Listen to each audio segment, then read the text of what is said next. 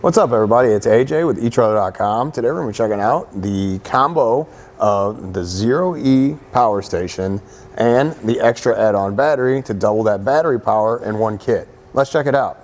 The cool thing about this kit is the expansion pack is already included. You don't have to pick one up separately.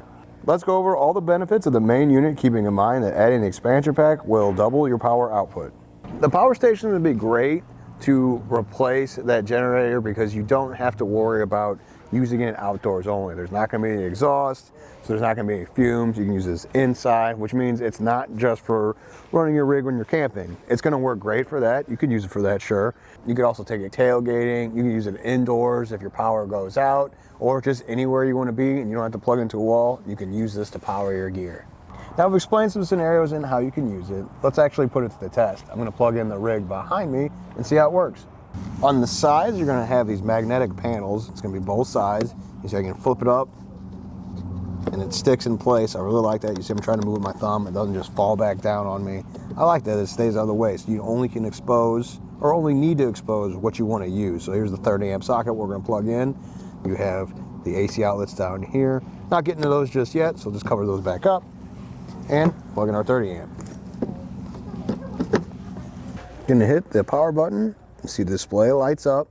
Now we're going to go to the outlet on the side we want to use. So there's a button that says AC outlet on the side. We're going to push that and that'll activate the 30 amp.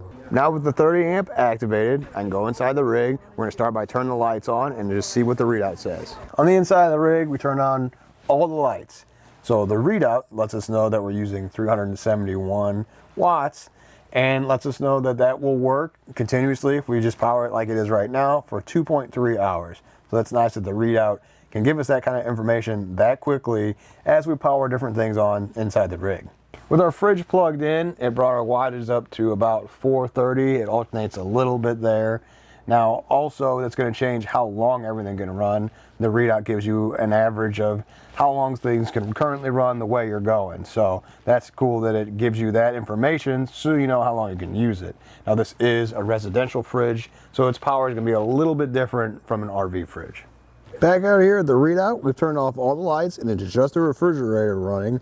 We were asked questions on how long it can actually run a fridge.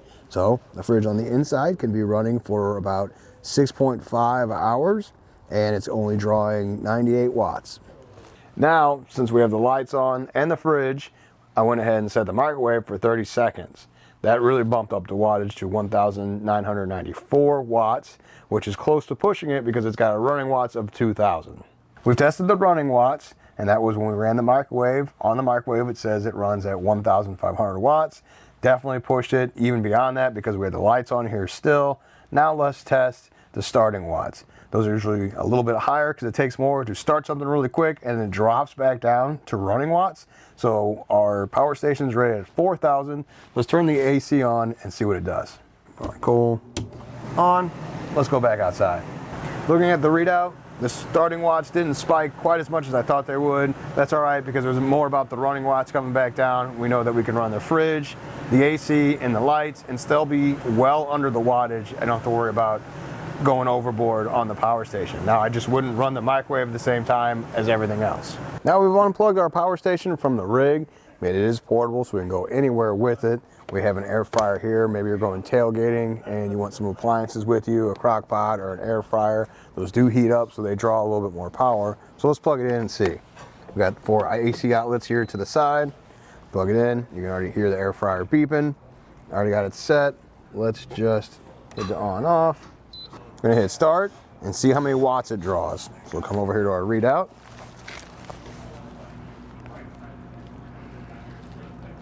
Because it heats up, it is going to use more watts. As you can see, we're around 1,352. Those are some examples of what you can use with the power station and where you can use it. Now, there are other features it has, so let's check those out. Looking at some of the other outlets on this side, we have the ports for the parallel kit. So you can run 2 of these together to get more wattage out of it. You also have the DC portion, so you'd have to hit this button to turn on the DC, and then you could use 12-volt accessories, plug them in here and power it that way. You also have the circuit breakers here too for the 30 amp and the 20 amp.